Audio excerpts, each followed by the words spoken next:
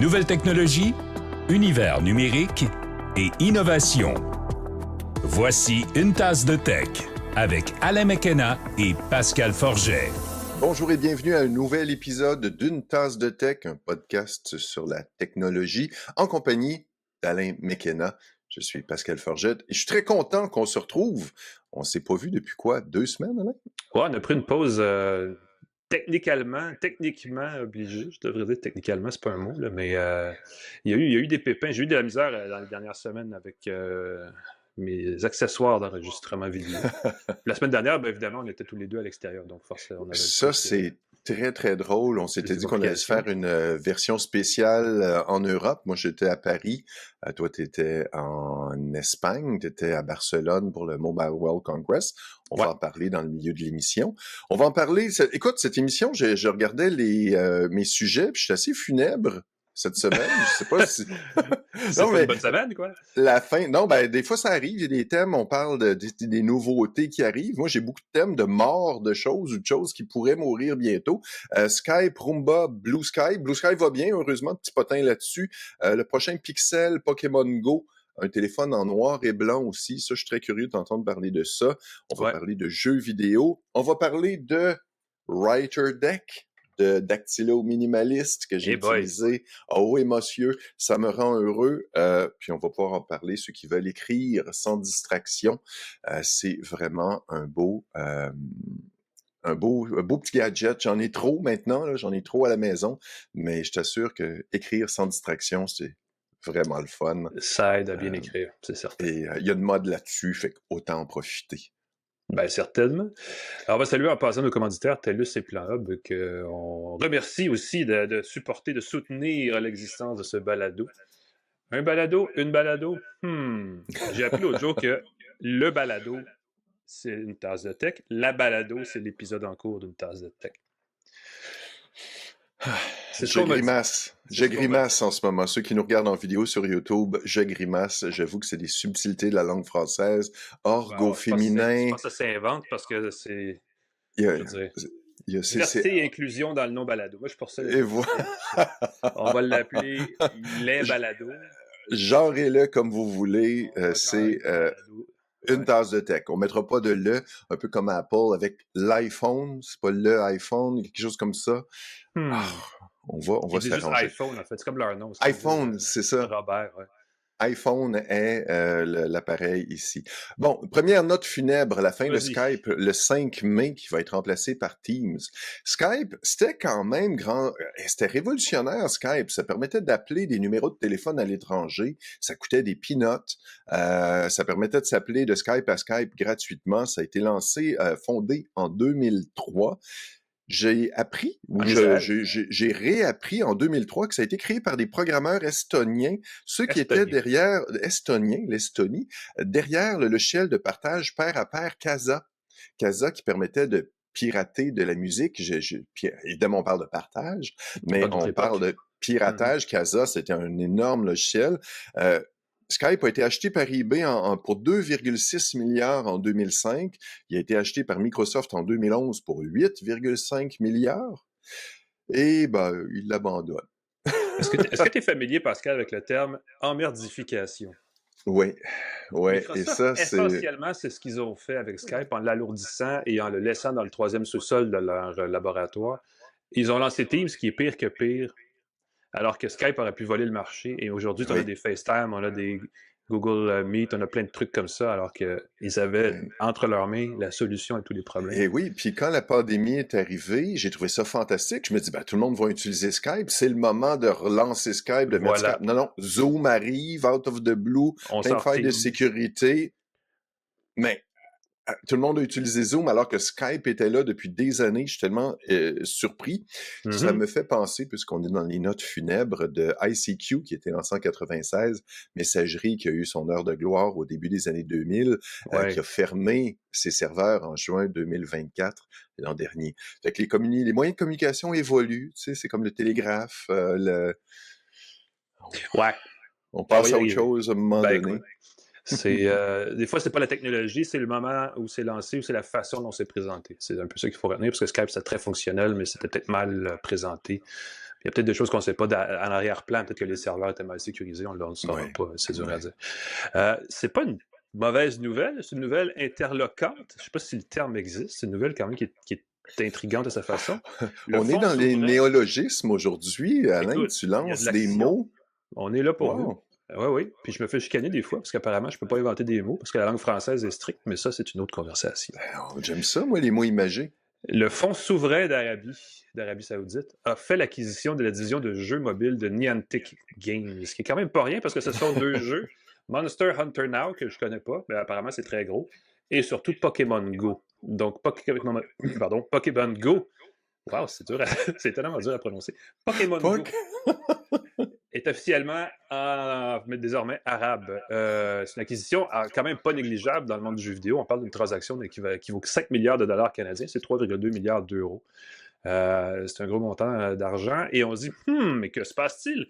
Le Fonds souverain arabe est en train clairement de se positionner dans des industries, dans de nombreuses industries, surtout dans le divertissement. Ceux qui suivent un peu le sport savent qu'ils ont récemment créé un gros championnat international qui s'appelle Live Golf, qui concurrence la PGA, la fameuse association des golfeurs qui existe depuis quasiment toujours. Et ils ont aussi déjà fait des incursions dans le e-sport, dans le sport électronique, dans les jeux vidéo de compétition. Et ils vont organiser en 2027 les premiers Jeux olympiques de e-sport. Donc, ils ont une percée dans le monde numérique et l'acquisition de Pokémon Go s'ajoute en fait à leur catalogue de jeux. Ils ont déjà des jeux dans l'e-sport, entre autres choses, ou ils ont déjà fait des acquisitions dans le passé. Et là, ce qu'on imagine, c'est que, tout d'un coup, il pourrait se passer des choses. Est-ce que Pokémon Go est à risque? Est-ce que ça va changer? Est-ce que ça va... Et en fait, les gens qui s'occupent de Pokémon Go chez Niantic qui passent maintenant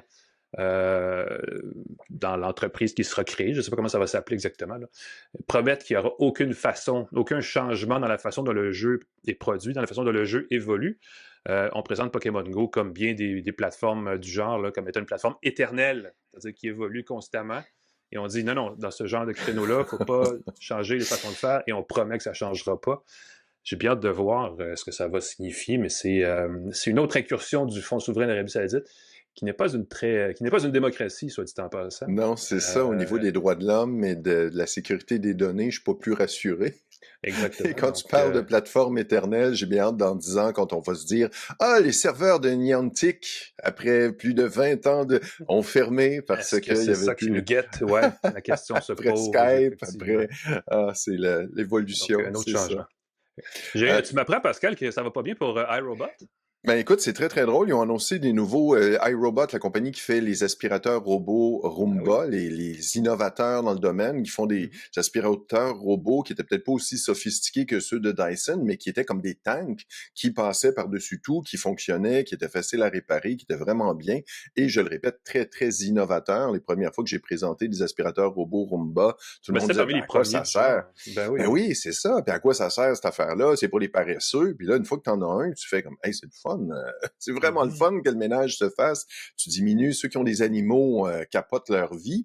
Les nouveaux modèles sont de plus en plus performants, n'étendent plus les cacas, ils ont de l'intelligence artificielle là-dedans. Les réservoirs maintenant permettent, de stocker de fonctionner jusqu'à 8 semaines sans avoir besoin d'être vidé. Je soupçonne que beaucoup d'aspirateurs brisent parce que les gens ne les vident jamais ou pas assez souvent. Ça fait surchauffer le moteur et tout. Ils ont annoncé un autre aspirateur robot qui aspire 70 fois plus qu'avant. Pas juste 7, j'ai bien vu 70 dans le communiqué, mais en même temps, ils ont annoncé à leurs investisseurs que ça se peut qu'on tienne pas la route longtemps parce que on a des ventes qui ont baissé énormément. On espère que les nouveaux modèles vont raviver les ventes. Il y a de la forte compétition de produits asiatiques similaires. Ben oui, voilà, tout le monde fait des aspirateurs robots maintenant. Faut dire, et c'est ça. Et puis, ils sont aussi performants. Il y a entre autres Roborock qui a fait parler de lui au CES avec un petit bras qui permettait de ramasser les chaussettes et les déposer dans des... Là, tu arrives à un autre niveau de performance. Parce que souvent, c'était ça qui coinçait l'aspirateur quand tu avais une chaussette ou un objet qui était là. Là, ça fait le ménage en plus d'aspirer. C'est fantastique. La compagnie, ce que je comprends, devait être acheté par Amazon.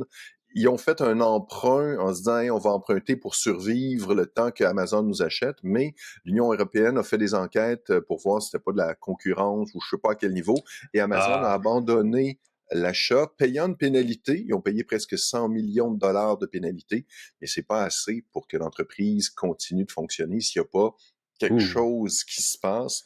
Est-ce qu'Elon Musk va ça l'a acheter dit. Roomba? Ouais, là, écoute, le champion des causes désespérées, mais définitivement, si Roomba ferme, les aspirateurs peuvent continuer à fonctionner, j'imagine, parce qu'ils sont autonomes, mais ils n'ont pas besoin d'un serveur en cloud ou quoi que ce On soit. touche du bois, mais comme il y a l'application qui les contrôle, on va pouvoir les utiliser, mais l'application va-t-elle continuer d'être supportée? Ouais. Est-ce qu'ils vont avoir la décence de rendre ça à code ouvert pour que les gens puissent continuer de l'utiliser? Ça laisse des questions en suspens. Ça laisse, puis ça, encore une fois, quand tu as besoin de vendre, c'est pas le moment d'annoncer dans la même phrase, en passant, ça se peut qu'on soit pas là l'an prochain. Fait que, très beau nouveau modèle d'aspirateur Roomba, c'est une compagnie qui, j'espère, va survivre, mais soyez, gardez en tête que peut-être Samsung, Google, quelqu'un va les racheter, je peux pas croire. Peut-être, on touche du bois, si Google achète, ça encore une fois change la donne. Pixel aspirateur. Si Amazon ne l'a pas acheté, peut-être quelque chose, une anguille sous la roche. Ou peut-être aussi qu'Amazon a ses propres problèmes dans la domotique, parce qu'avec Alexa, ça a bardé beaucoup à l'interne, donc tout est possible. C'est vrai, parce que ça aurait été un mariage de rêve, Amazon et Roomba. Tu parles à ton les produits Echo et tout le kit. Là. Tu parles à ton Alexa, puis tu contrôles ton aspirateur, ça aurait été mal fun. Bon point. Je parlais de Google Pixel, Pascal, c'est pas pour rien, parce qu'il y a des rumeurs. En fait, je m'attendais la semaine dernière au Mobile World Congress à ce que Google flaire l'air du temps et présente son nouveau téléphone Pixel 9a, comme Google le fait à chaque année, là, cette version réduite, ou en tout cas plus modeste, plus abordable de son téléphone flagship, son Pixel flagship, qui est le 9 cette année. Mais ça n'est pas arrivé. En revanche, c'est peut-être le téléphone à propos duquel il y a eu le plus de fuites depuis l'histoire des téléphones, parce qu'on apprend à chaque jour, presque à chaque jour, en fait, des nouvelles choses à son propos. Et là, les plus récentes fuites à propos du Google Pixel 9a ont coulé cette semaine. Tout le monde, tous les spécialistes des fuites dans le secteur de la téléphonie ont publié quelque chose à ce sujet-là. Et la plus récente fuite, c'est un fabricant d'étuis en Inde qui a carrément lancé ses nouveaux étuis pour le Pixel 9a, donc avec la fiche technique qui vient avec, qui donne un peu un portrait de ce que sera le téléphone. C'est pour ceux que ça intéresse. Pixel, je pense que Google, avec son le Pixel 8 et Pixel 9 maintenant, a quand même fait une belle percée dans le marché de la téléphonie. Je pense que c'est rendu pas mal le troisième joueur après Samsung et Apple en Amérique du Nord de façon assez solide. Ça part de marché reste marginal, mais avec le 9A qui remplacerait le 8A, donc, j'ai l'impression qu'ils ont une niche assez intéressante. On parle d'un téléphone qui serait lancé dans les prochains jours, la semaine du 17 mars, qui est la Saint-Patrick, donc officiellement le début du printemps. Donc un téléphone qui annonce le printemps. Qui aurait, évidemment, Android, la plus récente version d'Android, Android 15, une batterie de 5100 mAh qui serait évidemment suffisante pour, des jours et des jours d'utilisation, pas très active, mais au moins une bonne grosse journée et plus d'utilisation. Les grosses nouveautés, on parle d'un appareil qui serait animé par le processeur Tensor G4, qui, de mémoire, est le même que le Pixel 9 actuel. C'est ce que je crois aussi. Avec 8 Go de RAM, 128 ou 256 Go de stockage. La caméra à l'arrière aurait 2 capteurs. En fait, aurait 2 objectifs et un capteur de 48 mégapixels, ainsi qu'un objectif grand angle, ultra grand angle de 13 mégapixels. Donc, il n'y aurait pas de téléobjectif. Mais vous savez, le Pixel chez Google, on a développé, je ne sais plus comment ils l'appellent, une espèce de zoom optique numérique, machin truc, augmenté par l'intelligence artificielle qui permet d'aller chercher des pixels dans les pixels, ou je ne sais pas trop, qui est quand même pas si pire pour un zoom numérique. Donc, tout ça pour un prix qui serait de 499 $ américains, dit-on, donc à peu près 700 $ canadiens si on se fie au prix, aux habitudes chez Google, qui ne sont pas tout à fait de respecter le taux de change, mais d'être à peu près le plus agressif, disons, à ce niveau-là. C'est drôle parce que 700 $ pour un téléphone milieu de gamme, c'est devenu cher, parce qu'avant, c'était un téléphone, les premiers, l'iPhone, les premiers Samsung Galaxy, c'était les gros téléphones, 700, 800 $. Là, ils sont rendus 2 fois ce prix-là. Donc, à 700 $, t'es comme, wow, c'est une aubaine! C'est fou quand même. Mais il faudra voir la semaine prochaine, parce qu'avec la levée en tout cas, si on se fie à cette rumeur-là, l'information devrait sortir la semaine prochaine, plus exactement, sur un téléphone qui devrait relancer Google, mais je ne suis pas sûr qu'ils s'achètent beaucoup de téléphones en ce moment. Peut-être pas non plus au Canada, vu le sentiment anti-américain. Et particulièrement Google, qui est très actif derrière les rideaux là, avec l'administration américaine en place. Est-ce que ça va empêcher les gens d'acheter des nouveaux téléphones? Il n'y a pas d'alternative canadienne, à ce que je sache. Il y avait BlackBerry. On va en parler dans un instant, mais il y a d'autres marques de téléphones qui ne sont pas américaines ni chinoises. C'est vrai. C'est vrai. Mais ça va être plus difficile de les trouver en boutique. Il va parfois falloir les commander sur Internet. Mais c'est des très, très bonnes idées. Je voulais parler de doublage assisté par l'intelligence artificielle pour Amazon, quelque chose qui, au Québec, risque de faire parler beaucoup, de faire peur. Amazon a testé des doublages avec 12 séries sous licence d'Amazon. Une approche hybride, donc c'est pas 100% doublé avec l'intelligence artificielle. Tu as l'acteur qui se met à parler en espagnol, par exemple, alors qu'il parlait en anglais dans la série originale. Ce serait une approche hybride qui utilise l'intelligence artificielle pour optimiser les traductions, les faire plus rapidement, plus efficacement, en collaboration avec des humains experts en doublage pour permettre un doublage de qualité à moindre coût et plus rapide dans plus de langues. Est-ce qu'on pourrait rêver de films avec un accent québécois sans être franchouillard, ni sans être « Hey, Alain, peux-tu, s'il te plaît, m'amener des affaires? On veut pas tomber dans la vulgarité. » Je veux dire ceci, les IA ont tendance à créer un accent québécois basé sur ce que la France a l'impression qu'est l'accent québécois. Oui, c'est ça. Parce que les Français là-dessus sont vraiment pas très bons. Écoute, donc, ça peut mal finir pour les accents j'espère, c'est ça. Puis j'écoute la série Reacher sur Amazon. Je sais pas si écoute, la série, ça a l'air bas des records d'écoute. C'est pas bon, mais c'est captivant. C'est comme une série, un gros costaud qui tue les méchants sans aucun respect de la logique ou des lois ou de whatever. Et écoute, j'ai demandé à ma blonde d'arrêter de mettre les sous-titres en français. C'était insupportable. Ah, tu kiffes ta meuf, je vais te buter, mon salopard. Et là, je me dis, attends un peu, t'écoutes en anglais, c'est comme, mon Dieu, que c'est ça, cet accent-là qui... Est-ce qu'il y a vraiment des gens qui parlent comme ça? Et ça, j'espère qu'on va avoir des doublages plus proches de ce qu'on désire. En ce moment, c'est limité au doublage en anglais et en espagnol de l'Amérique latine.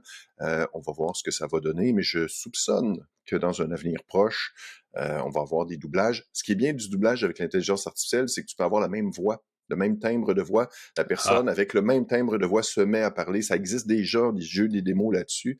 Mais au lieu d'avoir, encore une fois, en France, ils se vantent d'avoir Sylvester Stallone qui est doublé par le même type là, depuis des années.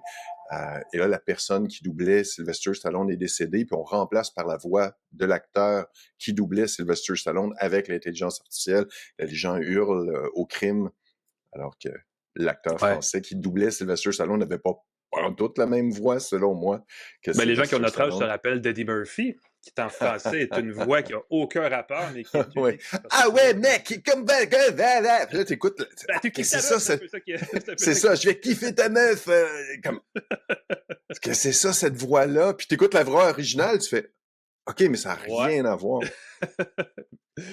Et ça marche, mais c'est effectivement un enjeu, la traduction et l'adaptation dans d'autres langues. Parce qu'effectivement, il y a des comédiens au Québec, entre autres, qui souvent, on voit leur nom maintenant au bas des posters de films, parce que on veut, surtout dans les animations, les films d'animation.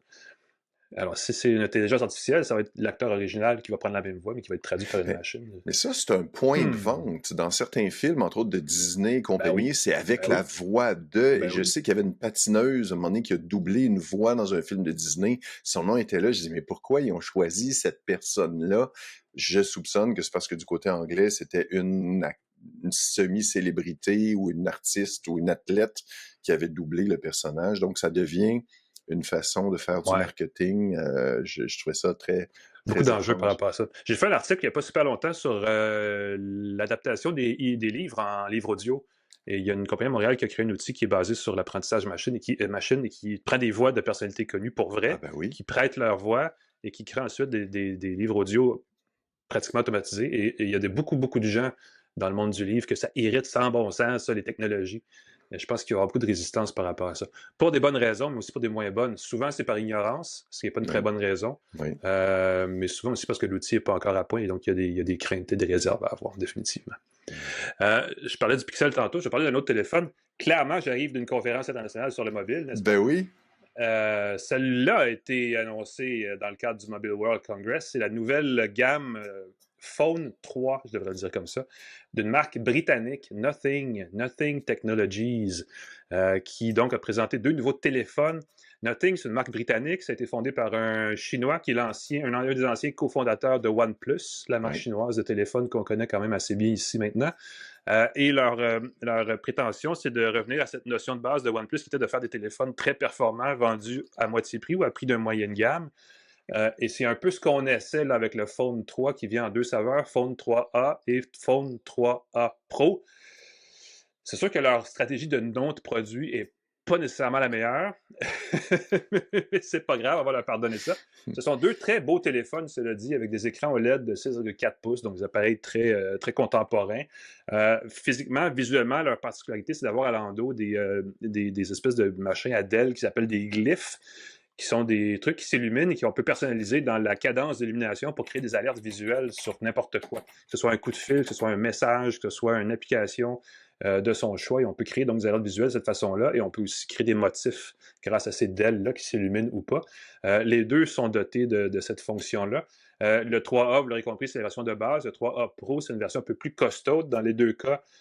Donc 6,4 pouces. Le processeur change d'un à l'autre. Le plus puissant, et vous allez vous comprendre que c'est des appareils milieu de gamme. Le plus puissant, donc le Pro, a un Qualcomm Snapdragon 8 Plus génération 1, qui est peut-être d'il y a 2 ans en termes de... Oui, c'est ça, 2 ans. En termes de récence, si le mot existe. Écoute, on est là pour inventer des mots. Récence! Wow! Hein, n'est-ce pas? Et il y a dans le 8 ou 12 gigaoctets de RAM selon la version. La grosse distinction, c'est que le Phone 3 Pro a un 3e objectif, un téléobjectif, et dans son cas, c'est un téléobjectif périscopique avec capteur de 50 mégapixels. Et ça, c'est pas mal le fin du fin dans la téléphonie mobile ces jours-ci. Le téléobjectif périscopique, je pense qu'on l'a déjà expliqué ici, c'est qu'on met un miroir pour qu'il y ait un coude pour que l'objectif, pour que la variation focale puisse être plus longue que juste l'épaisseur du téléphone. Et donc, on peut aller chercher un meilleur effet de téléobjectif, un meilleur zoom optique, concrètement. On parle d'un zoom optique 2x ici, donc ça reste relativement modeste. Mais ce serait comparable à ce que font les meilleurs téléphones de Samsung, de Google et d'Apple aussi, semble-t-il. Dans les 2 cas, 2 beaux appareils. Les critiques, je ne l'ai pas vu en personne, malheureusement. Je n'ai pas pu l'essayer longtemps. Mais les critiques sont très positives. Et on parle surtout de téléphones qui se vendent en dollars canadiens, 449 et 600 $, qui sont des prix extrêmement attrayants pour ce genre de téléphone-là. Oui. On ne fait pas de promesses dans le temps. On ne dit pas qu'il va être bon 7 ans, tout ça, mais ce sont des téléphones qui vont probablement durer 4-5 ans facile. Donc, pour le prix, à mon avis, ce sont d'excellentes aubaines. Oui. Il faudrait les essayer pour être certain, mais je pense que la proposition est pas mal intéressante. Ben oui, et je le regarde en bleu ou en blanc. Le boîtier est transparent. On voit les câblages à l'intérieur. On voit la technologie. C'est simulé, là. C'est pas entièrement transparent. Et c'est ça, mais c'est magnifique, mon vieux, en bleu. Puis à ce prix-là, si tu fais un téléphone stylé, qui n'est pas un iPhone, évidemment, il y a des gens qui vont dire « Ah, mais c'est pas un iPhone, je veux un iPhone pour mes iMessage ». C'est vraiment le fun. T'es pas content. Non, une fois que tu es emprisonné là, dans les téléphones à Apple, c'est dur d'en sortir. Je peux te faire une parenthèse complètement spontanée? Écoute, Beeper. Connais-tu l'application Beeper? Moi, je vais t'en proposer une autre, mais je t'écoute. Écoute, Beeper, c'est une application qui combine tes services de messagerie, entre autres, de Messenger, de tes textos, et ça fonctionne pour presque toutes les plateformes de messagerie, sauf iMessage. Puis ça, c'est le frein à l'adoption, parce qu'il y a toujours des gens qui vont dire « Ouais, mais là, ça marche pas avec l'iMessage. » Puis je me dis « Arg! Apple, qui était à une époque l'incarnation de l'ouverture et de la transparence et de la collaboration. » Et on le répète, iMessage devait être ouvert, devait être un protocole pour tout le monde. Steve Jobs a dit sur la scène, c'est un protocole ouvert que tout le monde va pouvoir utiliser. Steve Jobs a aussi présenté sur scène, il y a plusieurs années, dans l'application iTunes, les pochettes d'albums style vinyle pour créer des albums plus visuels. Ils disent, on va faire ça et tout le monde va l'adopter. Ça a duré 20 minutes, je pense. Ça n'a jamais vu le jour. Donc, il s'est dit bien des choses. Moi, je vais te relancer avec une application qui s'appelle le Blue Bubbles. Bubbles. Un serveur qu'on installe sur son Mac et qui retransmet dans l'application pour Android les messages d'iMessage, y compris les petites réactions. La seule chose qu'on ne peut pas faire, parce que c'est compliqué, c'est de créer les appels FaceTime. Parce que ça demande un autre protocole, puis ça passe par une machine tierce. Mais il y a des façons de contourner, sauf qu'il faut avoir la quincaillerie, puis ça vient un peu compliqué un peu vite, mais C'est clair que l'irritant entre les bulles bleues, les bulles vertes et tout le reste est encore très présent, t'as entièrement raison. Écoute, c'est triste, je trouve. On veut juste communiquer de façon transparente entre personnes et je pense que dans un monde chaotique en ce Ben, moment. on l'a déjà dit, et ce mot-là, il existe. On a déjà parlé souvent ici de l'interopérabilité, de l'importance. Il me semble que si j'étais un décideur législatif et que j'avais créé une loi sur ça, je dirais tout simplement interopérabilité. Arrangez-vous. Ouais. Paf. Puis après ça, tu as la paix dans le monde. Bam, Écoute, parlons de paix dans le monde. Non, mais qui dit interopérabilité dit paix dans le monde. Tout le monde peut se parler, tout le monde peut communiquer de façon transparente et sécuritaire. Parlant de sécurité, une faille de sécurité a été découverte dans les puces ESP32 qui sont intégrées dans beaucoup d'appareils connectés. J'exagère à peine en disant que c'est dans les grille-pains, dans certaines machines à café. Probablement que la machine à café Jura a un ESP32. C'est une petite micro-puce très simple d'utilisation. C'est fabriqué par le géant chinois Espressif. Ça coordonne entre autres, ça connecte entre autres le Bluetooth dans certains appareils. Et je me souviens d'avoir cherché sur mon routeur à un moment donné, j'avais des appareils Espressif qui se connectaient. J'étais, voyons, c'est quoi cette affaire-là? Je te sais c'est quoi? Je vais te le dire c'est quoi Espressif. Et tu le sais parce que si tu l'as maintenant, c'est le dispositif Wi-Fi de la machine Jura qu'on avait il y a quelques Et voilà, c'est exactement ça. Fait que c'est la même compagnie qui fait la puce ESP32 qui est utilisée entre autres. Écoute, dans l'appareil dont je vais vous parler ici, le petit clavier Bluetooth, le petit clavier minimaliste a la puce ESP32. Il y a une faille de sécurité. On a parlé d'une porte dérobée, donc une façon malicieuse d'entrer, un backdoor dans la puce ici qui permettrait entre autres de connecter, de prendre le contrôle du Bluetooth, d'établir une persistance sur l'appareil, donc d'installer des logiciels, de changer le fonctionnement de la puce de façon permanente. Il y a certaines failles de sécurité où tu redémarres ton appareil puis ça enlève la connexion. La compagnie se défend. Écoute, ça peut être légitime en disant que ce sont des commandes internes qui sont utilisées pour le débogage, quelque chose qui serait relativement normal dans l'industrie. Elle annonce qu'elle va avoir une mise à jour proposée pour retirer ces commandes-là suspectes, disons, et que si tu n'utilises pas le Bluetooth dans ton appareil, il n'y a pas de risque. Donc, si l'appareil est utilisé, par exemple, pour un clavier qui n'utilise pas le Bluetooth pour se connecter, il n'y aurait pas de risque. Donc, surveillez les mises à jour de vos appareils connectés, vos machines à café, vos thermostats, si vous allez comme ça. Sur le tableau de bord de votre routeur à la maison Wi-Fi et que parmi les appareils connectés, parce que souvent, c'est pas le nom de l'appareil, mais c'est le nom de la puce. Oui. Les appareils ne sont pas très bien configurés par les fabricants et ça arrive souvent. Oui. Et souvent, vous allez avoir ce bidule-là qui va écrire Espressif. Mais quel appareil ai-je? Vous savez maintenant que c'est la marque du chipset de la bande Wi-Fi sur votre appareil. Parce que je vais te donner ta dernière nouvelle parce que je vais expander en bon français sur ce que Pas de problème. Je n'ai juste pas oublié de le mentionner. Je ne l'avais pas mis dans nos notes au début, mais j'en ai parlé en intro, puis on l'aime, Blue Sky. Ben écoute, il y a une mise à jour en plus qui rend Blue Sky, le fameux nouveau Twitter, pas mal plus cool que X, en tout cas, disons-le comme ça, qui rend le réseau un peu plus intéressant. Entre autres choses, on a élargi un peu les capacités de ce qu'on pouvait faire sur la plateforme quand on publie des contenus multimédia. Entre autres choses, les vidéos maintenant peuvent faire une longueur maximale de 3 minutes, ce qui va donc aider à promouvoir la balado Une tasse de tech, parce que dans l'outil qu'on utilise, quand on génère des vidéos, c'est toujours des vidéos 1 minute 6 à peu près, et la limite jusqu'ici était de 1 minute pile. Et j'avais tout le temps à les couper des 6 secondes et des 4 secondes, puis c'est un peu bête quand on y pense. Et là, maintenant, on va pouvoir étirer nos divagations pour en faire des clips encore plus viraux facilement. Donc, il y a ça. Mais il y a aussi d'autres ajouts. Ben, écoute, on fait des vidéos pour être viral, n'est-ce pas? C'est ça la vie en 2025. Aïe, une autre conversation. Il y a aussi, on a aussi élargi l'accès aux messageries privées, au fameux DM dans l'application. Et à partir de maintenant, ce que ça veut dire, c'est que vous pouvez écrire à plein de monde et que plein de monde, pas nécessairement des vrais humains, peuvent aussi vous écrire en privé. Et ça a commencé déjà les spams en DM sur Blue Sky. Et ça, c'est le problème, c'est pas Blue Sky, c'est pas les gens, c'est pas... C'est l'humanité, je pense. On est comme ça. On ne peut pas s'empêcher d'emmerdifier quoi que ce soit.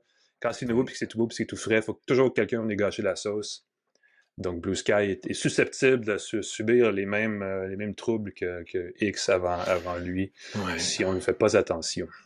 Donc, fermez votre messagerie privée ou réservez-la si vous ne voulez pas vous faire assaillir, parce que ça commence. Les faux comptes déjà sur Blue Sky et les fausses madames célibataires veuves du nord-est de la France qui veulent vous séduire d'un seul message privé. Oui, Ouais, oui, les oui, aussi. militaires à la retraite, il paraît que les femmes, c'est des militaires à la retraite, des Ah gens bon? qui trouvent leur profil intéressant et qui sont prêts à l'amour. Des À arnaques, mesdames et suivre. messieurs. Faites Il y en a attention pas à mal. l'arnaque amoureuse. Beaucoup d'argent se perd Bon. avec ça. Alors voilà, ça fait le tour des espressos de tech de la semaine. Sur cette note, je ne sais pas si j'ai gagné et retrouvé le sourire là, avec toutes les nouvelles qu'on avait. C'est une semaine difficile, mais quand même. On va prendre une très courte pause. Je vais prendre un grand respire. On va se trouver un... Ah, d'ailleurs, c'est ça, c'est un mot. Ça a l'air que respire, c'est pas un vrai mot. Je vous laisse débattre de ça pendant qu'on prend une pause. Et on revient, on va parler un petit peu, parce que j'étais là la semaine dernière, du Mobile World Congress et de comment cette conférence internationale a changé maintenant qu'on vit dans un monde post-Trumpestre. Restez avec nous à une tasse de tech. De retour à Une tasse de tech avec Alain Mekena et Pascal Forget. Bienvenue à une tasse de tech. On va parler du Mobile World Congress, que j'ai toujours de la misère à prononcer. Clairement, il faut que je fasse des exercices de diction, parce que ça va pas toujours très bien. Il va falloir te doubler, Alain. Te Avec doubler en l'intelligence français. artificielle, elle va m'aider à mieux articuler. Avant qu'on aille là-dessus, Pascal, je veux faire une parenthèse, parce que je voulais le dire, parce que j'essaie des écouteurs en ce moment qui sont les AirPods Max, les nouveaux gros AirPods d'Apple. Ils ne sont pas Oh! nouveaux, en fait. La nouveauté, c'est qu'on a mis un port USB-C dedans. Et je vais vous en reparler, parce que c'est en ce moment un test que je fais, parce que je veux juste voir si ça fonctionne, dans le fond, des écouteurs Bluetooth de ce genre-là dans l'enregistrement de balado. J'ai évidemment détaché l'audio, le Oui. haut-parleur des écouteurs, parce que j'utilise toujours mon micro de balado. Mais j'ai eu une conversation avec les gens d'Apple, parce que l'ancien l'ancien AirPods Max avait une sortie Lightning, et on pouvait acheter un petit câble qui permettait de les brancher comme des écouteurs Mm. filaires, et donc les utiliser comme des écouteurs normaux. Oui. Ceux-là, le port USB-C ne le permet pas. Même avec un adaptateur? Même avec le USB-C qui transférait vers l'audio 3.5 mm. C'est ce qu'on m'a dit. Donc Wow! là, j'attends le câble pour le tester, mais je voulais le tester sans fil en premier parce que ce que les gens d'Apple, la discussion qu'on avait, c'est non, t'as pas besoin d'un fil avec la qualité de la magie du Bluetooth en 2025, tout est sous contrôle. Fait que là, j'essaye ça. Et là, à date, Ton impression? le son est bon, mais j'ai l'impression qu'il y a comme une espèce de 200 millisecondes de décalage par la transmission sans fil qui fait que quand je viens pour parler, je suis sur le bord de t'interrompre et ça m'agace au plus haut point, ces choses-là, parce que c'est quelque chose qu'on oublie tout le temps, la latence des communications sans fil, qui fait toute la petite différence, qui est extrêmement agaçante. Mais c'est en test en ce moment, donc je suis comme en version alpha présentement de moi-même. Ah, je suis comme un mâle alpha. As-tu vu la série Mal Alpha sur Netflix, Non, justement? non, je vais pas Sérieux, embarquer dans ce je débat-là. vous conseille la série espagnole Mal Alpha sur Ah, Netflix. ben tant C'est mieux. très, Oui, très drôle. semble-t-il que oui, c'est ça, c'est plus C'est très, subtil très et drôle.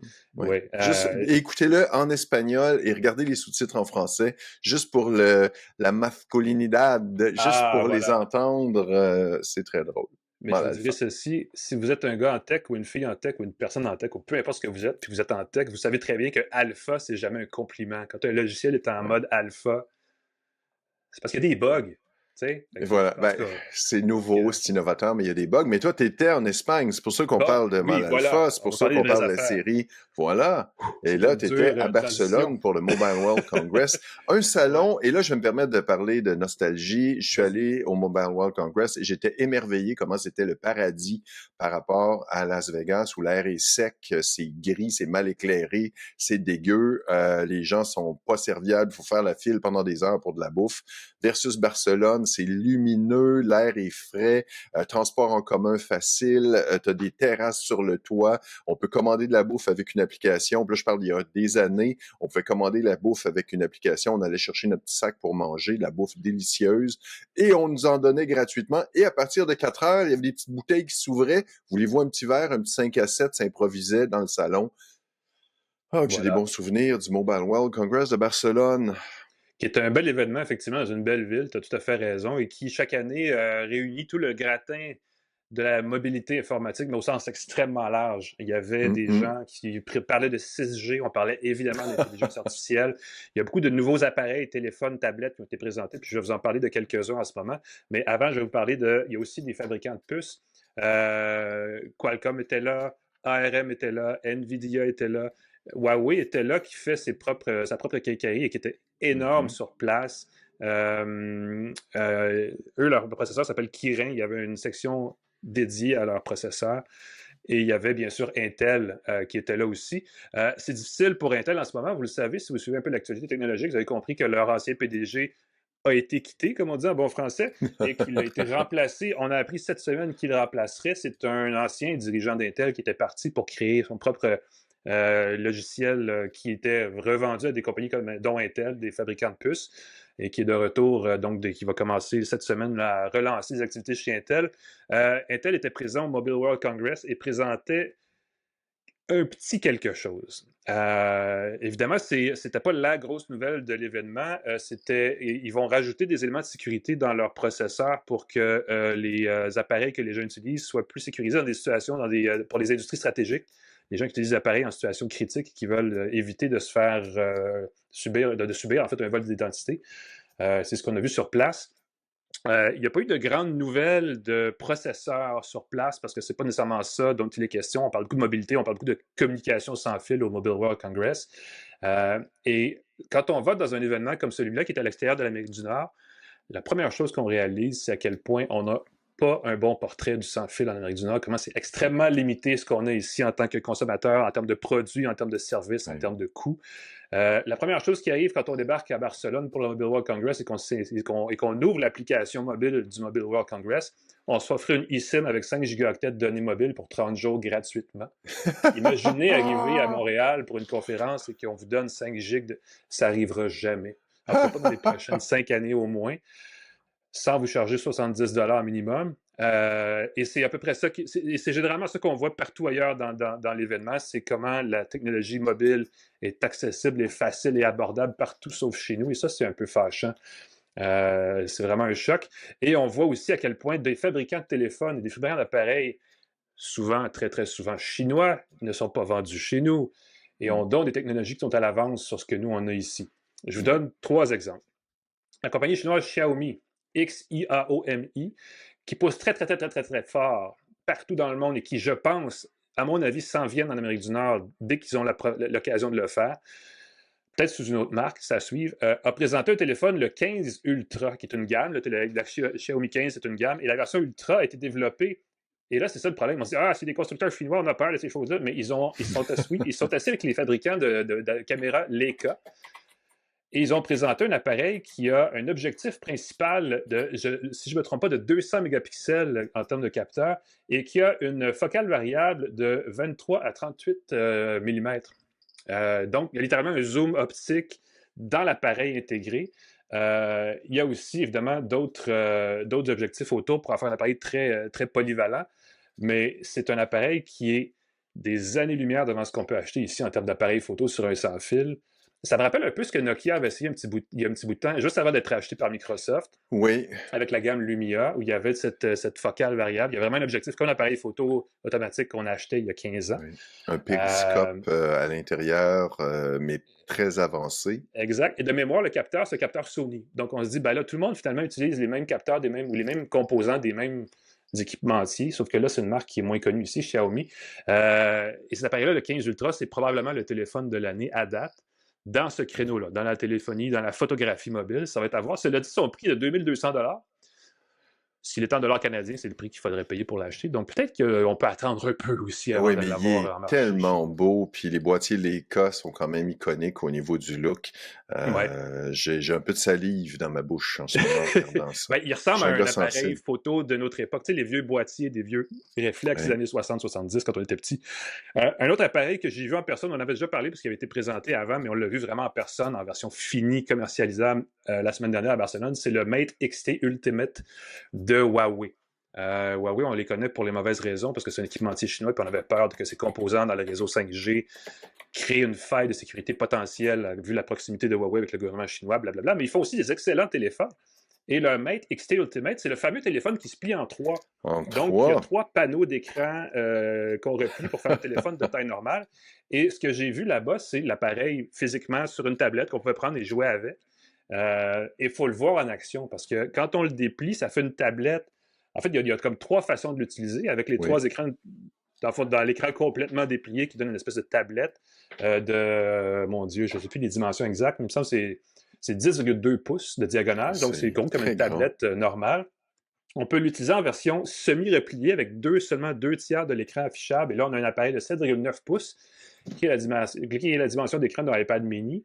Et si on le replie au complet, on a un téléphone avec écran de 6,4 pouces de format très typique.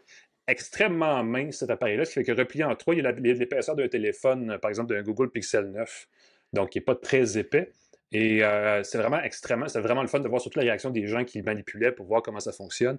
Ça existe, ces appareils-là, des appareils avec écran souple qui se replient 2-3 fois. Il n'y avait que ça, comme le Pixel Fold, comme le OnePlus Open.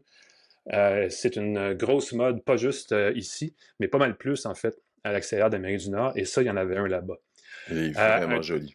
Ouais. Ah oui, absolument. Un troisième appareil que j'ai vu là-bas, j'en avais vu plusieurs, mais un troisième dont je vais vous parler parce que ça s'en vient. Il va y avoir le Galaxy S25 Edge qui va être lancé plus tard cette année, qui est un téléphone, la version amincie du S25.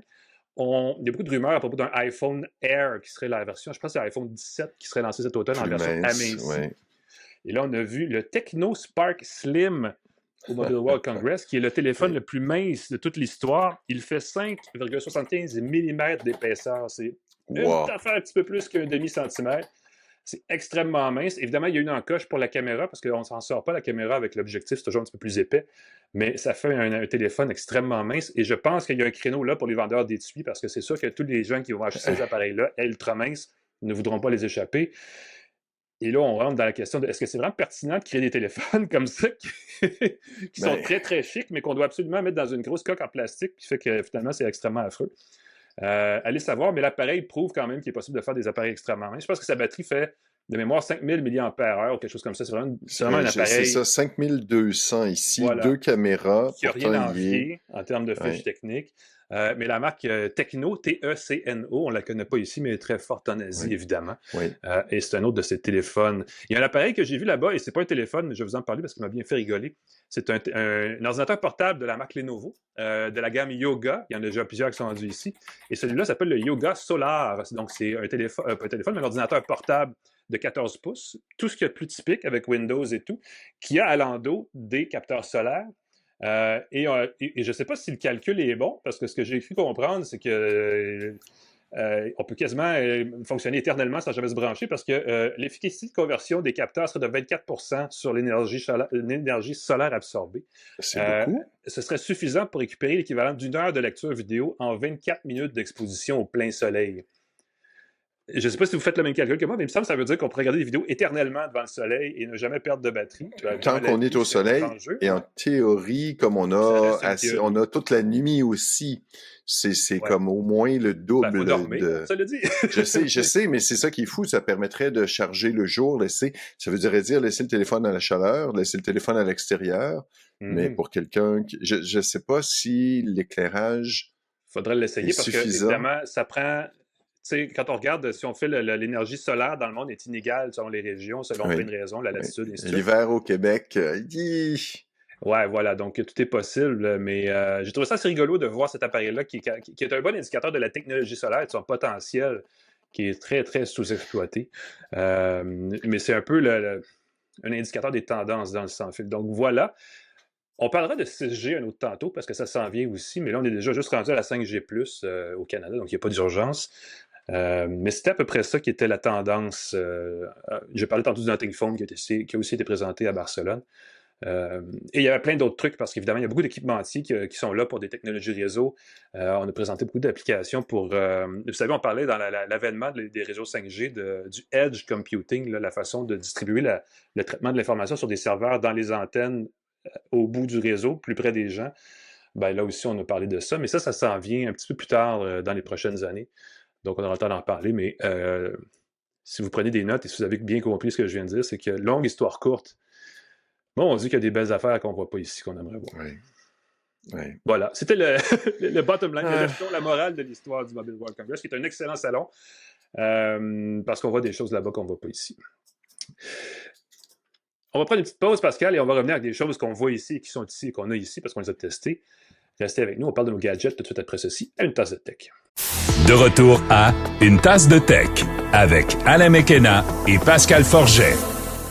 Bienvenue à Une Tasse de Tech. Pascal, on dirait un jouet ou quelque chose, il y a quelque chose de ludique à ce que tu nous présentes là, qui est essentiellement une dactylo quand même, mais qui a l'air quand même... Ouais, écoute, c'est le micro-journal Révision 7 qui est voilà. fait par un créateur qui est basé en Italie, qui s'appelle On Q Lee. J'espère que je prononce correctement son nom. Écoute, c'est le grand frère du micro-journal Révision 2 que j'avais présenté il y a quelques mois. Ah oui, c'est pas la même chose. Auquel tu connectes un clavier de ton choix, et qui permet de taper sur un petit écran minimaliste sans distraction. Mhm. Celui-ci intègre le clavier, fait que le Révision 7, le micro-journal, a un clavier mécanique avec un bruit satisfaisant pour les touches. Il y a à l'arrière un interrupteur physique qui fait un clic satisfaisant. Attention, ASMR en vue. Ah! Moi, j'allume ça, là, puis je me sens, là, Ernest Hemingway, ou, écoute, je me sens, là, un grand écrivain instantanément. Et ce que ça donne, c'est un écran qui est en papier électronique, qui permet d'écrire et de taper très facilement, très rapidement. Et il n'y a pas de distraction. Tu peux juste sauvegarder. Ça sauvegarde automatiquement sur une carte micro SD à l'intérieur. Tu peux, si tu veux, forcer la synchronisation dans Internet avec dans ton disque dur Google, ton Google Drive. Google Drive, voilà. Tu peux le synchroniser dans ton Google Drive. Donc, c'est gratuit. Les fichiers sont sauvegardés en format texte. Et moi, on dit que c'est le fun. C'est vraiment chouette. Je suis en contact avec le créateur, il m'a conçu et je le trouve tellement extraordinaire. C'est une personne seule, là. C'est pas une petite entreprise, c'est un type qui imprime en 3D le boîtier. On peut choisir la couleur de son choix, on peut choisir les touches si on le désire. Il y a des boutons ici qui permettent de rafraîchir l'écran. Un truc qui est vrai, parce que c'est du papier électronique, à un moment donné, tu deviens, il y a un certain... il y a un film qui reste, une espèce de ghost. Un film qui reste, des fois, on peut rafraîchir s'il y a du ghosting dans ton écran, mais encore une fois, ça m'a pas dérangé du tout. Le taux de rafraîchissement est super rapide quand tu tapes. C'est exactement le feeling de taper avec une dactylo mécanique. Tu sais, tu tapes, ça prend une fraction de seconde avant que la lettre apparaisse, mais c'est rien de dérangeant quand tu tapes sans regarder normalement ton clavier. C'est pas un problème, tu tapes très, très bien, très, très vite. Il a configuré le clavier pour moi. Écoute, on y est presque, le clavier canadien-français avec les bons accents au bon endroit. Hyper magique. C'est pas très cher. Écoute, c'est 339$. La beauté, ça, tu reçois l'appareil en entier. Tout ce qui manque, c'est une pile à l'intérieur, une pile de type 18650. C'est une pile rechargeable qui est comme une grosse pile AA, qui coûte une vingtaine de dollars, qui est vraiment pas cher, que tu peux remplacer facilement. 2 vis enlevées, tu as le boîtier, tu mets ta pile, vraiment génial. Si jamais tu as besoin de la remplacer, ça coûte presque rien. Sinon, c'est rechargeable par un port USB. À l'arrière, un autre truc, c'est qu'ils nous regardent sur YouTube, il y a une petite fente ici, c'est pas anodin, ça permet de clipper une lampe de lecture. Il y a des petites lampes de lecture pour les liseuses qui se pincent dans les livres ou qui se pincent sur la couverture. Tu peux la pincer ici et donc tu as la lampe de ton choix avec l'angle de ton choix qui te permet de taper. Il n'y a pas de rétroéclairage dans l'éclairage en papier électronique. Et j'ai mentionné que c'était 339$ livré d'Italie directement pour vous. Mais, tout est code ouvert. Si tu es bidouilleur, si tu as une imprimante 3D, tu peux tout imprimer les composantes. Tous les plans sont en ligne. Si jamais quelque chose casse, j'ai demandé à quelqu'un qui a un ami qui avait une imprimante en 3D de me faire un petit couvercle ici transparent pour que je puisse voir la mécanique à l'intérieur. J'ai bien hâte de voir.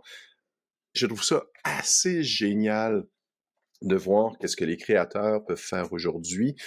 Quand Kickstarter est arrivé, on s'est dit qu'on allait pouvoir avoir des produits cool à son goût, encourager des personnes directement qui ont des bonnes idées.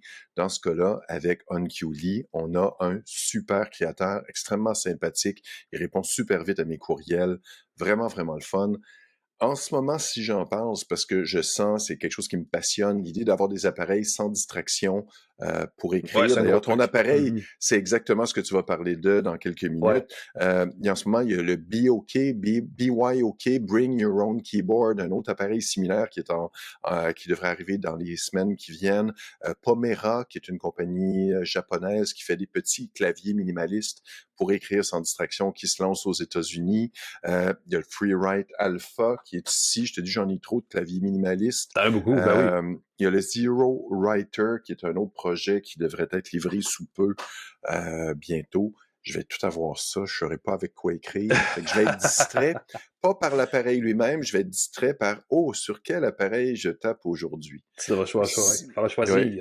Si vous avez envie de vous vider la tête, moi je m'en sers pour mon journal. J'écris mon journal depuis que depuis que je suis ado. Tu te vides la tête, qu'est-ce que tu as? Puis boum, j'écris ça, pas de distraction, pas de TikTok, pas de rien.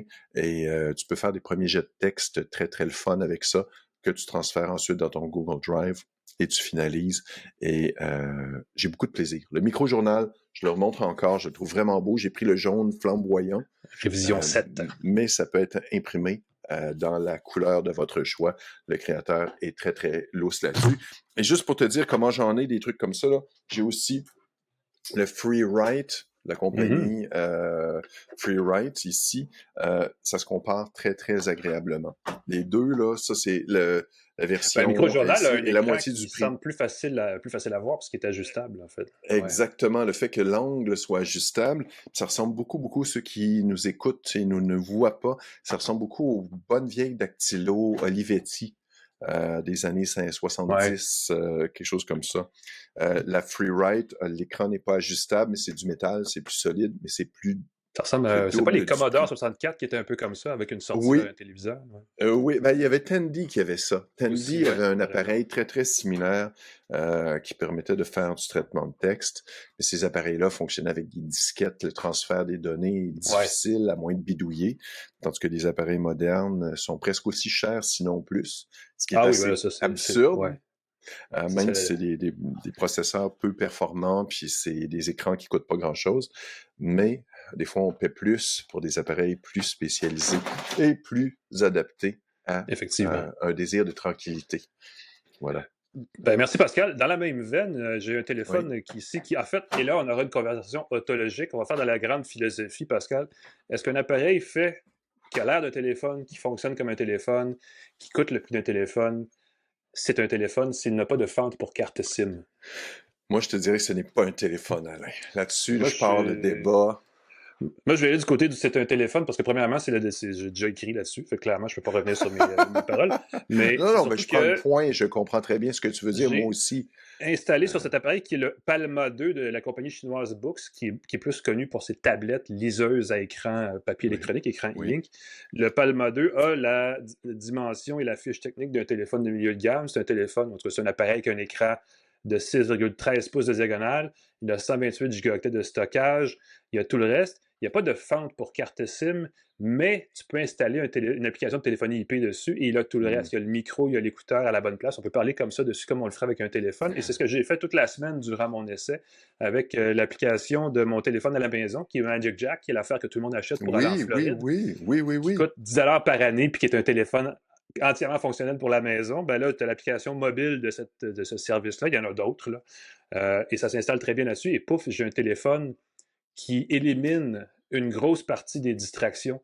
L'angle de mon texte, je parlais de ça dans la presse cette semaine parce que j'y allais avec l'angle de comment combattre la dépendance aux écrans, qui est un problème qui transcende les âges et les générations, et c'est vraiment tout le monde, sans exception, souffre d'un problème de dépendance aux écrans en ce moment parce que les parents et les enfants sont tous scotchés devant un écran trop souvent de nos jours. Et il y a différentes causes à ça. La première, c'est quand même assez rigolo, c'est la couleur. Et ça, je n'invente pas ça. Ce sont des chercheurs américains, mais ils ne sont pas les seuls. Il y a plein de recherches qui ont été faites là-dessus qui arrivent à la conclusion que si on enlève les couleurs de nos écrans, on se met, par exemple, mettez votre iPhone en mode ton de gris et pouf, vous allez avoir moins le goût d'aller sur vos appareils, sur vos applications, sur vos TikTok parce que c'est moins séduisant tout à coup. Et évidemment, le Palma 2, ben, c'est l'application extrême de ça parce que c'est un appareil monochrome à écran e-ink qui est surtout une liseuse de format extrêmement compact. Mais mon Dieu, que c'est un beau format et que c'est un beau téléphone pour avoir la paix. L'écran de veille e-ink est statique, donc il n'y a pas d'alerte qui pop à toutes les 5 secondes. Donc en partant, on a beaucoup moins de distractions. L'écran noir et blanc, on ne va pas vers les applications de réseaux sociaux. On peut aller sur son fil et voir des vidéos. C'est évidemment pixelisé et le taux de rafraîchissement rend les vidéos un peu moins satisfaisantes et attrayantes et certainement moins addictives. Et ça nous pousse naturellement à faire des applications de lecture de texte. Et ça nous ramène à une époque où on lisait des livres, parce que ce qu'on fait, c'est qu'on va chercher des articles plus longs, parce qu'on a l'écran pour ça, c'est très doux pour les yeux. C'est 300 pixels par pouce, donc c'est une résolution qui est parfaite pour l'œil, pour lire, comme si on lisait sur du vrai papier. C'est rétroéclairé, donc on peut aussi avoir un éclairage de nuit si on veut. Et Ça, c'est il y a pratique. du Wi-Fi, donc on peut se connecter à Internet, évidemment, sauf par les réseaux cellulaires. On peut créer un hotspot avec un autre téléphone, le mettre dans son sac, puis avoir celui-là qui fonctionne en permanence. Et il y a le protocole Bluetooth en version 5.1. Donc, on peut installer là-dessus notre service musical de son choix, Qobuz, celui que j'ai essayé cette semaine. J'ai jumelé mes écouteurs et j'avais tout ce qu'un téléphone m'offre, sauf l'écran addictif, sauf les couleurs fatigantes. Et je pouvais l'ouvrir et aller chercher j'utilise en ce moment Google Play Livres pour synchroniser mes livres que je lis sur tous mes appareils. Et je l'utilisais ici et je pouvais lire un livre là-dessus et ça me donnait en tout 4 jours d'autonomie. Donc, il fallait que je le charge seulement 4 jours plus tard. Donc, on peut débattre jusqu'à demain matin de est-ce que c'est un téléphone ou pas, mais si vous êtes d'accord que c'est un téléphone, et mon Dieu, que vous enlevez des irritants avec ces appareils-là que vous auriez avec un appareil équivalent. Il y a évidemment, il y a des limites, c'est pas parfait, c'est pas pour tout le monde. C'est Android 13 qui est sous le capot, donc c'est peut-être pas la plus récente version d'Android. Android 13 qui est tout à fait correct. Il y a le Play Store, donc on peut installer toutes les applications sans se casser la tête directement sur l'appareil, là, sans avoir à contourner parce que la marque n'est pas reconnue. Oui. Non, ça Parfois, il faut fonctionne pas de casse-tête. l'installer, le side loader, puis c'est un petit irritant. Il n'y a rien, c'est ça, il n'y a rien de tout ça à faire, tout est là. Je pense que il n'y a pas d'application que je n'ai pas réussi à installer dessus, que j'installerais sur un téléphone normal. Donc, je n'ai pas grand-chose à dire de ce côté-là. Il n'y a pas de... Évidemment, il n'y a pas de stockage en fente SD ou quoi que ce soit. Il y a le bouton d'alimentation est aussi un lecteur d'empreintes, comme un téléphone moderne. Et c'est ce qui distingue le Palma 2 du Palma tout court, là, qui est la première génération de ce bidule-là. Et tout ça, 400 $, mesdames, messieurs. Donc, si vous êtes ce genre de parent qui aimerait voir ses enfants lire des livres, et se développer dans ce sens-là, plutôt que juste lui donner votre ancien iPhone puis dire, regarde, débrouille-toi et essaie de ne pas faire ça plus que 2 heures par jour.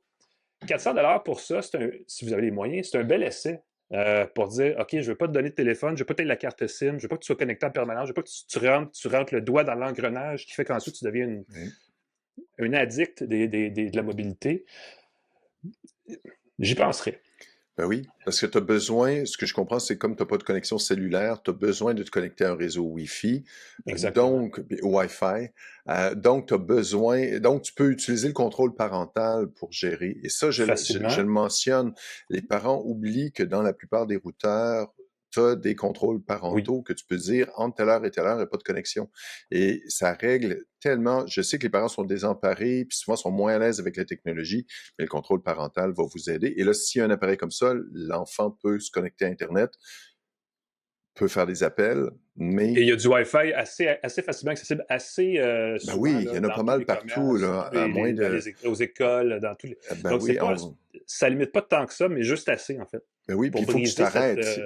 Si tu veux te connecter, tu as besoin de t'arrêter. C'est ça. C'est là que pour ça que j'appellerais pas ça un téléphone, peut-être une super tablette, parce que tu dois t'arrêter pour te connecter au Wi-Fi. Si tu as besoin de connexion Internet, il faut que tu t'arrêtes, tu demandes un café, tu demandes une bibliothèque. Tu peux être au centre d'achat, marcher dans l'allée et quand même faire ton téléphone. Et voilà, ben oui, mais il faut que tu te connectes et tout. Fait qu'en cas d'urgence ou en cas, souvent les parents donnent des cellulaires à leurs enfants pour la sécurité. Ouais, ça c'est le prétexte. C'est le prétexte. Je veux savoir où ils sont, mes enfants. On peut avoir un téléphone sans forfait cellulaire et même si on fait le 911, ça va passer parce qu'il y a toujours un mode d'urgence sur les téléphones par défaut.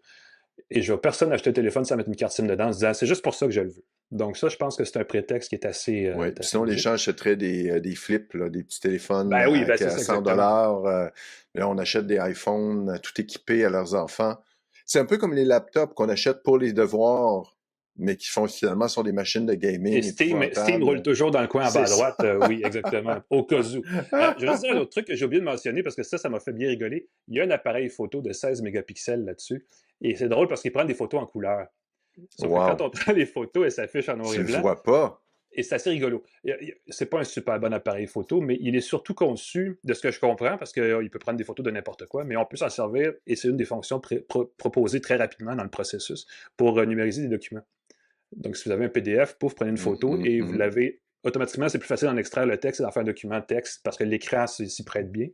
Donc, c'est aussi un appareil qui, si vous cherchez un appareil pour le travail, vous avez déjà, mettons, un téléphone, un iPhone, un Android à vous, et que vous avez la capacité d'acheter un deuxième téléphone, souvent l'employeur vous fournit quelque chose. Comme deuxième appareil, un appareil comme ça, je dirais pas non. Parce qu'on a déjà le téléphone qui fait la job. On peut créer un point d'accès Wi-Fi sur soi, toujours dans ses poches, qui fait que lui, il est toujours connecté, et on peut n'utiliser que celui-là. Et ça aussi, c'est un début de solution à la dépendance, cette espèce de... On y revient toujours aux écrans. Il faut briser le lien, mais ça prend... Il faut faire un acte. Il ne faut pas être passif. Ça ne peut pas se faire tout seul, de régler le problème. Et se limiter avec un appareil comme celui-là, je pense que c'est un moindre mal, en fait, pour une solution qui est fonctionnelle. Mais c'est d'avoir ton téléphone dans ta poche. Il y a un marché, je crois, pour des routeurs de poche. Quelque chose qui est un routeur de poche, un appareil minimaliste. C'est juste que ça coûte une fortune au Canada. Ben oui, au Canada, ça coûte une beurrée, on ne s'en sort pas. Et je vais rajouter d'autres trucs parce que je veux faire un lien avec ce que tu disais tantôt, mais il y a du Bluetooth là-dessus, et l'étui qui est vendu avec se plie pour faire un petit écran comme ça, très horizontal, on peut déposer sur la... Alors, on peut jumeler un beau petit clavier Bluetooth pliable en trois. Et t'as ta dactylo mobile. Alain, je vais leur demander s'ils n'ont pas d'autres unités d'évaluation. Je t'envie là-dessus. J'aurais beaucoup aimé m'en servir. Très, très content que comme dactylo minimaliste. C'est-tu ce que j'ai constaté avec les téléphones Bluetooth quand on les connecte à un clavier? J'ai essayé. La configuration du clavier n'est pas celle des claviers standards. Tu tapes, puis les accents sont pas aux mêmes endroits, puis quand tu sais comment taper, c'est pas idéal. Je rêve qu'il y ait les configurations de clavier standards des ordinateurs dans les téléphones. Moi, j'ai la solution pour toi.